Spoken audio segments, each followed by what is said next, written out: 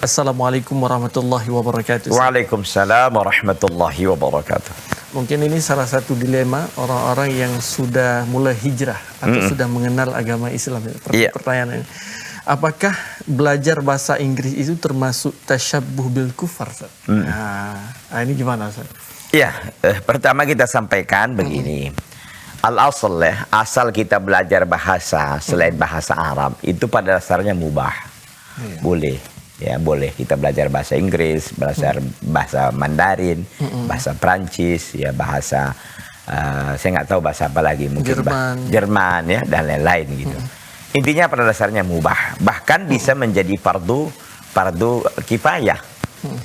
Bahkan bisa mungkin juga fardu ain jadinya. Artinya memang nggak ada orang lain kecuali kita ya yang bisa, karena memang berkaitan dengan dakwah, berkaitan dengan hubungan negara Islam dengan mereka yang memang menguntungkan kita umpamanya, maka nggak ada masalah. Nah, kalau kita lihat dalam riwayat Imam Ahmad rahimahullah, Rasulullah SAW memerintahkan kepada Zaid bin Thabit untuk belajar bahasa Syrianiyah. Karena memang kata Nabi SAW, ja'ani kutubun min haula, datang kepada aku beberapa surat dan tulisan-tulisan dari mereka. Hal tuhsinu lughah Syrianiyah, apakah engkau bisa bahasa Syrianiyah? Kata Thabit, la. Zaid bin Thabit kata Zaid bin Thabit, la. Ini Syria, ini Persia. Iya, Persia. Jadi semacam Persia atau semacam bahasa Syrianiyah begitu. Terus kata Zaid, saya tidak bisa. Begitu. Kata Nabi SAW, fata'alamha, belajarlah engkau. Kata Zaid bin Thabit, fata'alam tuha sab'ata asyara yawman, aku belajar untuk bisa mahir bahasa Syrianiyah 17 hari aja. Masya Allah. 17 hari? Iya, 17 hari kata Zaid bin Thabit dalam riwayat Imam Ahmad rahimahullah. Jadi memang belajar bahasa seperti itu menjadi hal yang sangat diperlukan jika itu ada kemaslahatannya untuk Islam dan kaum muslimin. Kenapa Nabi memerintahkan Zaid bin Thabit? Karena memang ada kebutuhan di situ.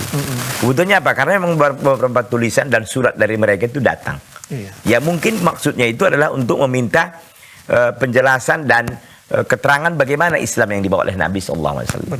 Sementara Nabi kan ummi dia, layak tu wala yaqra, nggak bisa menulis dan nggak bisa membaca. Begitu. Jadi maksud saya, kalau tujuannya, apalagi balik ke tujuannya, pada dasarnya kan boleh saja. Apatah lagi tujuannya mulia. Contoh untuk mulianya apa? Dakwah. Contoh untuk kemuliaannya apa? Untuk membela kepentingan kaum muslimin. Umpamanya itu sangat bagus. Bagaimana membela kepentingan muslimin di samping dakwah adalah mungkin ada beberapa teknologi yang butuh kita untuk translate bahasa. Benar. Kita nggak ngerti nih.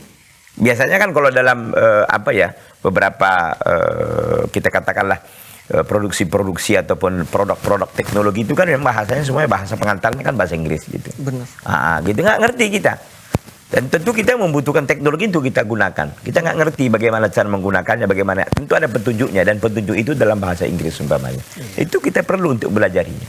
Jadi saya katakan pada dasarnya boleh saja, apalagi dalam hal yang dibutuhkan untuk kepentingan Islam dan kaum muslimin ini, maka hal ini menjadi hal yang sangat penting.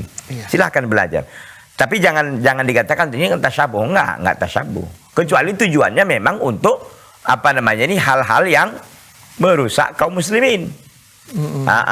Contoh merusak kaum muslimin apa? Agar dia ini masuk ke sana, agar dia bisa bahasa Inggris dan nanti datang ke Inggris lalu menceritakanlah umpamanya kebusukan ataupun menceritakan kelemahan kaum muslimin. Padahal bukan kelemahan, ya. Jadi dia mengada-ngada segala macam karena dia bisa bahasa Inggris dengan mereka, akhirnya menjelek-jelekkan. Kan gitu kaum muslimin umpamanya. Ini nggak benar. Ini tentu diharamkan kalau begini niatnya. Kalau dikatakan belajar karena kita belajar kita dianggap tasyabuh, nggak sampai tasyabuh seperti itu. Tapi yang menjadi kendala adalah saat ini adalah trennya kalau nggak belajar bahasa Inggris nggak keren. Ya itu kan pandangan manusia. Kita nggak usah peduli yang demikian. Kita lihat bagaimana pandangan Allah SWT atau bagaimana Islam menilai tentang bahasa yang seperti ini. Apakah kita dengan kita tidak bisa bahasa Inggris kita nggak bisa ibadah kepada Allah? Enggak. Gitu kan. Intinya bahwa pada dasarnya boleh saja. Kalau dikatakan masalah keren nggak keren ini kan penilaian manusia. Benar. Manusia kan penilaiannya yang aneh-aneh kadang-kadang kan gitu. Bahkan ketika seseorang belajar bahasa Arab, orang tua menganggap kolot lah. Kolot, nah itu dia, itu setan. Setan kan memang bekerja begitu. Jadi dibuatlah bahasa Arab itu sebagai satu bahasa yang sulit untuk dipelajari. Yang kedua bahasa kolot.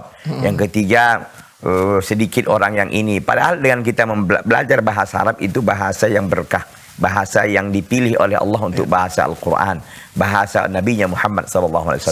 Belajar bahasa Arab itu adalah sebaik-baik bahasa yang kita pelajari.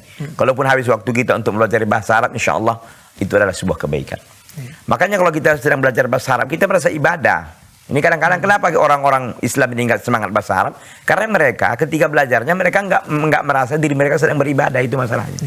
Padahal sedang kita belajar bahasa Arab, sedang kita berakhlak mulia, kita sedang ibadah loh di situ. Nggak menghadirkan ihtisabul ajar itu yang berbahaya. Akhirnya kita lemah, patah semangat. Apatah lagi orang-orang yang pandai bahasa Arab sedikit di atas permukaan bumi ini. Iya, benar. Nah, itu menunjukkan bahwa bahasa ini adalah bukan bahasa yang obralan, bukan bahasa yang murahan gitu kira-kira. Ini bahasa pilihan. Nggak semua orang bisa bahasa Arab. Demikian. Wallahu a'lam. Masya Allah, terima kasih banyak Ustaz atas jawabannya.